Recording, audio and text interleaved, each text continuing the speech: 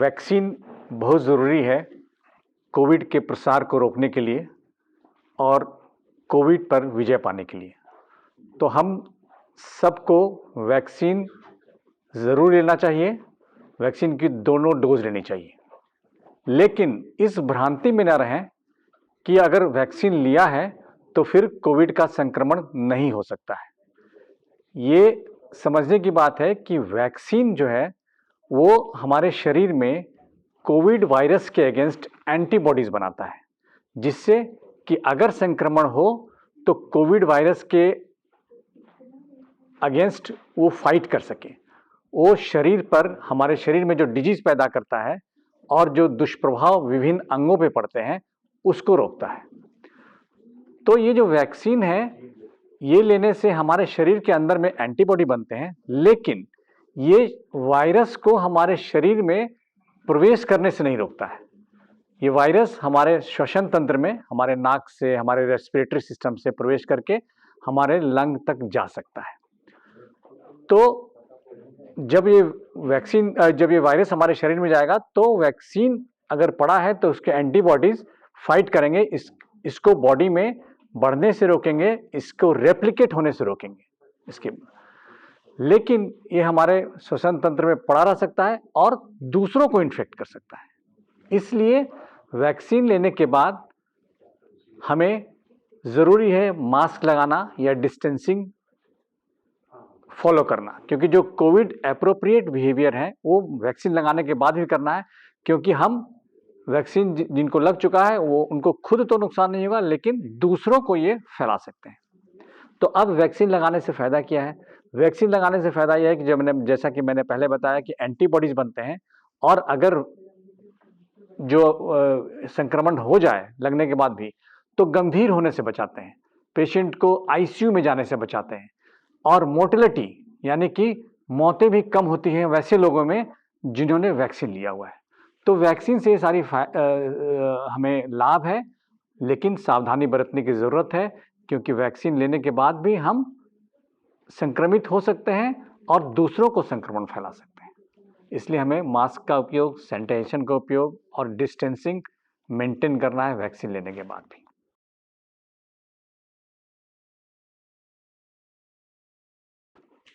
एक टर्म आ रहा है सुपर स्प्रेडर कोविड में। कोविड के दौरान हमने कई नए टर्म्स से वाकिफ हुए हैं। उसमें एक सुपर स्प्रेडर भी है, जिसका मतलब है कि वैसा संक्रमित व्यक्ति जो बड़ी तेजी से कई लोगों को इन्फेक्शन फैला सकता है या दे सकता है। और ऐसे सुपर स्प्रेडर वैसे जगहों पे जहाँ पे भीड़ ज़्यादा होती है, जहाँ पर लोग समूह में इकट्ठा होते हैं, वहाँ पर ज़्यादा तरीके से काम कर सकता है, जैसे कि शादी ब्याह या किसी भी तरह के आयोजन में। लेकिन एक सुपर स्प्रेडर होता है एसिम्प्टोमेटिक या प्री सिम्प्टोमेटिक। वैसे लोग जो स्वस्थ होते हैं आमतौर पर देखने में, और संक्रमण उन्हें लग चुका होता है, वो संक्रमित हो जाते हैं, लेकिन उन्हें कोई सिम्टम नहीं आता है। उनकी इम्यूनिटी सिस्टम, बॉडी की इम्यून सिस्टम ऐसी मजबूत होती है कि उन्हें कोई सिम्टम नहीं आता है। लेकिन चूंकि वायरस उनके शरीर के अंदर में है तो वे दूसरे को बड़ी तेजी से फैलाते हैं। और चूंकि ये एसिम्प्टोमेटिक होते हैं, कोई बीमारी के लक्षण इनमें होते नहीं है, तो कोई इन पर शक भी नहीं करता है और उनको भी ये फीलिंग नहीं होता है, तो आराम से समाज में, समूह में, दफ्तरों में, विद्यालय में, बाजार में घूमते हैं और जितने लोगों के संपर्क में आते हैं उनको संक्रमित करने के चांसेस होते हैं। चूंकि ये स्वस्थ होते हैं, कोई इन पे शक नहीं होता है, तो इनके संपर्क में या इनके नज़दीक लोग आते हैं, सोशल डिस्टेंसिंग मिटती है, तो ये बड़ी तेजी से कोविड फैलाते हैं। इसे ही सुपर स्प्रेडर हम बोलते हैं, जो कि आमतौर पर दिखने में स्वस्थ होते हैं लेकिन कोविड का इन्फेक्शन इनको लग चुका होता है, और ये जगहों पे, सार्वजनिक जगहों पे खुले तौर पे घूमते हैं और कई लोगों को संक्रमित कर सकते हैं। तो हमें ज़रूरी है कि ऐसे लोगों को पहचान करें। अगर इनमें जरा भी लक्षण आए या जांच में ये पॉजिटिव पाए जाएं तो इनको आइसोलेट कर दें। भले ही होम आइसोलेशन करें, लेकिन ये घर में रहें, लोगों से मिले जुले ना, किसी भी तरह के सार्वजनिक या पारिवारिक समारोह में ना जाएं, क्योंकि वहाँ पर लोग ज़्यादा संख्या में इकट्ठे होते हैं और ज़्यादा लोग संक्रमित होने की संभावना बढ़ती है। तो ऐसे सुपर स्प्रेडर से भी हमें सावधान रहना है और लोगों को बचाना है।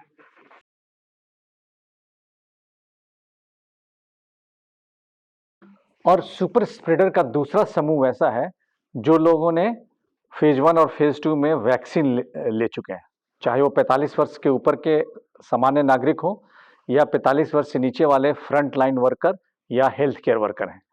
दो चीजें हैं, इनके अंदर में ये भावना आ जाती है कि मैं तो अब वैक्सीनेटेड हो गया हूं, मुझे तो हो नहीं सकता है संक्रमण, और वे सार्वजनिक जगहों पे आराम से घूमते हैं बिना किसी प्रोटेक्शन के, यानी कि मास्क लगाए हुए। दूसरा, इनको अगर संक्रमण हो भी जाए, जैसे कि मैंने बताया कि वैक्सीनेशन लेने के बाद भी संक्रमण हो सकता है, तो ये सिम्टोमेटिक नहीं होते हैं।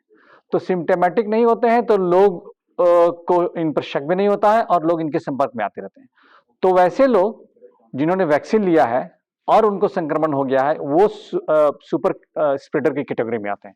खासकर जो हमारे हेल्थ केयर वर्कर हैं या फ्रंटलाइन वर्कर हैं, इनको तो अस्पतालों में और सार्वजनिक जगहों पे एक काम करना ही है, और वहाँ पर ज़्यादातर लोग आते हैं, बहुत समाज के बहुत वाइड स्पेक्ट्रम लोगों से मिलना है उनको, तो ये स्प्रेड करते हैं उसमें अननोइंगली।